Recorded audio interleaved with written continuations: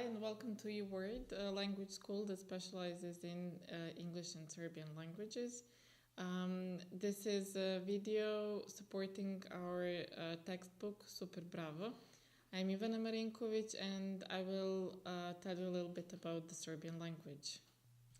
I'm going to be a geek for now and tell you that in the world there are about 50 language groups, and the Serbian language belongs to the Indo-European language group, more specifically the Slavic language group, which is the biggest one in Europe.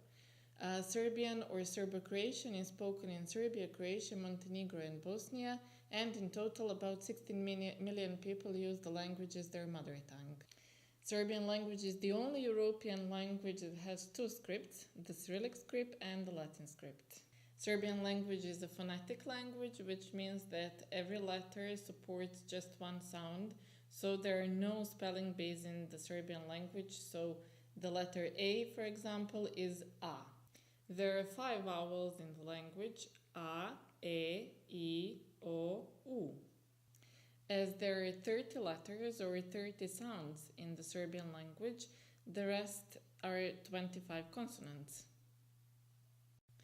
Thank you for watching this video and see you in the next one.